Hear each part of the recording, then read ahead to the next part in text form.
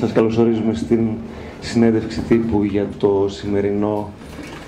τη σημερινή βραδιά που είναι αφιερωμένη στη Marguerite Yourcenar και τον Κωνσταντίνο Καβάφη. Variation sur Marguerite Yourcenar et Constantin Cavafis, με την Charlotte Rampling, τον Πολύδωρο Βογιατζή και τη Βαρβάρα Γύρα. Νομίζω ότι η κυρία Διευθύντρια του Γαλλικού Ινστιτούτου που διοργανώνει τη βραδιά αυτή θα ήθελα να σας απευθύνει δύο λόγια.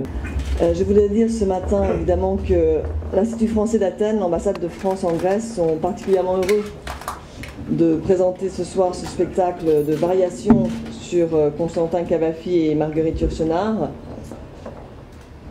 Θέλω πρώτα να πω ότι βέβαια το Γαλλικό Ινστιτούτο και η Πρεσβεία της Γαλλίας είναι ιδιαίτερα ευτυχισμένοι που παρουσιάζουμε απόψε το θέαμα Variation sur Constantin Cavafis et Marguerite Yourcenar.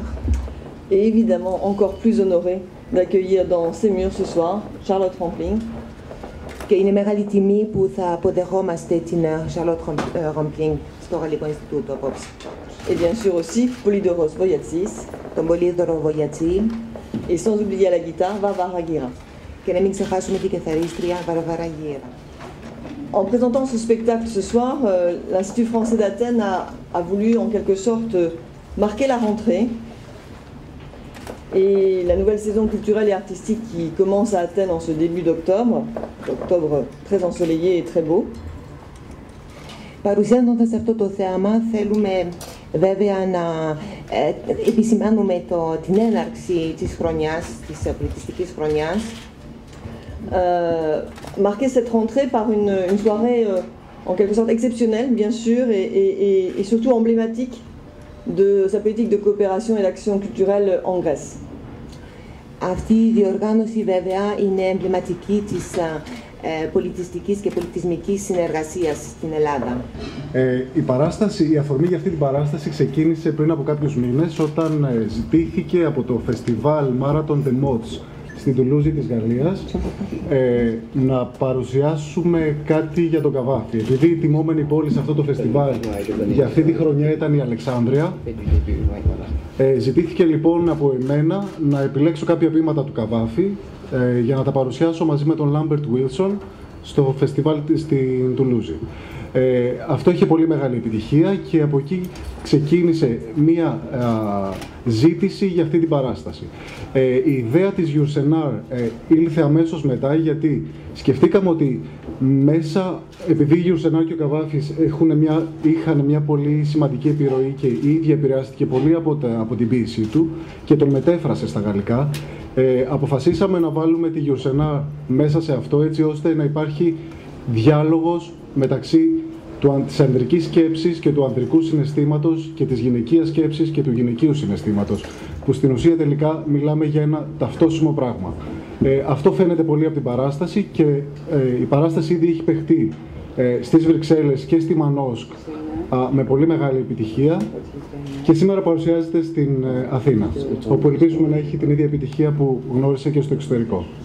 Comment s'est fait le choix des textes? Πώς γίνανε οι επιλογές των κειμένων?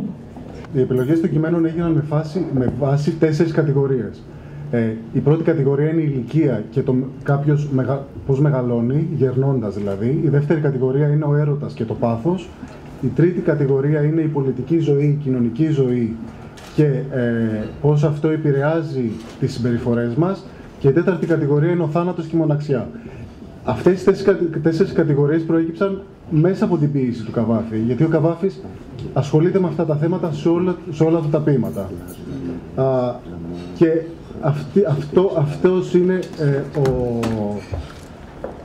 αυτή είναι η γραμμή που μας οδηγεί σε αυτή την παράσταση, έτσι ώστε ο θεατής να καταλάβει, να αφομοιώσει και να μεταβεί από τη μία κατηγορία στην επόμενη με πολύ μαλακό τρόπο και να καταλάβει και να εισπράξει αυτό που ο ποιητής ήθελε να πει.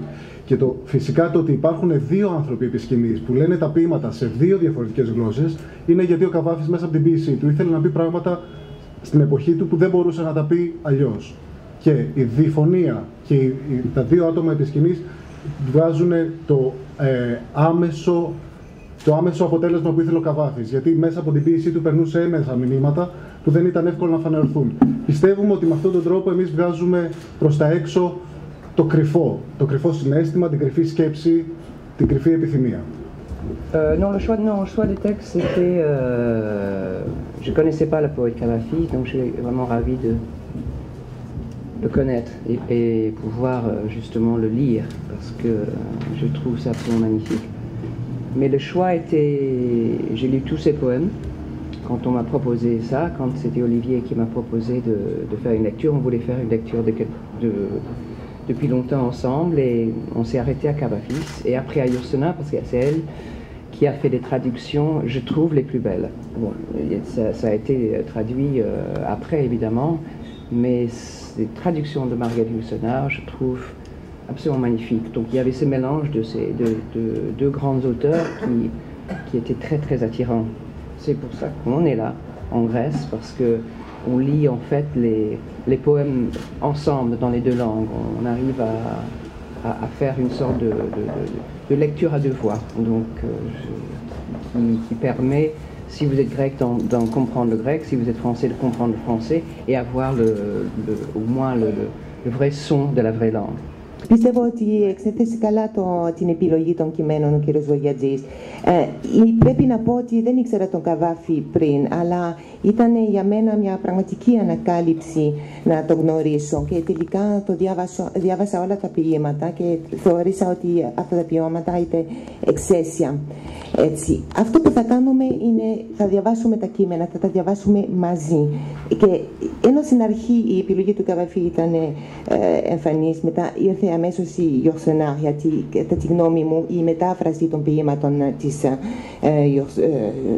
του Καβάφη από τη Yourcenar είναι η πιο ωραία μετάφραση, πραγματικά είναι εξαίσια. Αυτό το μείγμα των μεγάλων συγγραφέων μας άρεσε, και αυτό είμαστε εδώ και θα διαβάσουμε μαζί. Αυτή η ανάγνωση με δύο φωνές, έτσι, ώστε οι Έλληνες να καταλάβουν τα ελληνικά αμέσως και οι Γάλλοι τα γαλλικά. Ήθελα να ρωτήσω την κυρία Ράμπλινγκ γύρω από τον τρόπο με τον οποίο προσεγγίζει τους ρόλους της. Θεωρώ πως έχει μια ελεγχόμενη αποστασιοποίηση. Ο Καβάφης είναι ένας κατεξοχήν ποιητής, ο οποίος μέσα από την αποστασιοποίηση και το συμβολισμό καταφέρνει και περνά πολύ έντονες καταστάσεις. Je pense qu'on est appelé à faire certaines choses si on est interprète.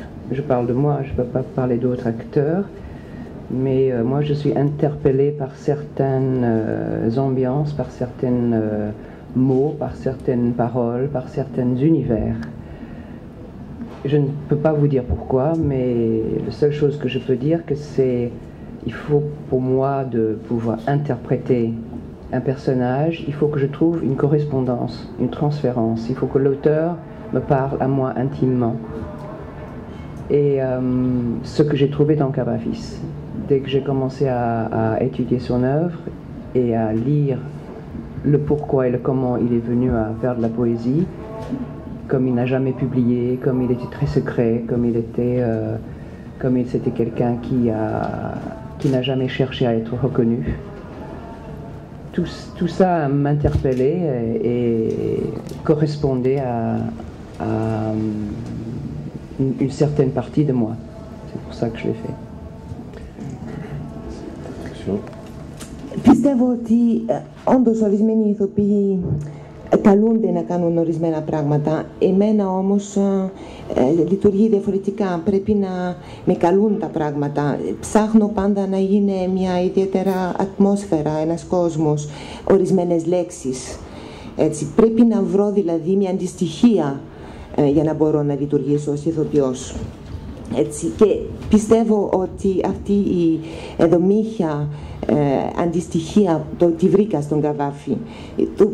Και όταν άρχισα να μαθαίνω γιατί έγραφε, πώς έγραψε, ότι δεν είχε εκδοθεί ποτέ, ότι ήταν ένα πολύ μυστικός και μυστικοπαθής συγγραφέας, πως δεν έψαξε ποτέ την αναγνώριση ως συγγραφέας. Όλα αυτά τα πράγματα, τέλος πάντων, κάτι μου είπαν εμένα, κάτι ήταν για μένα.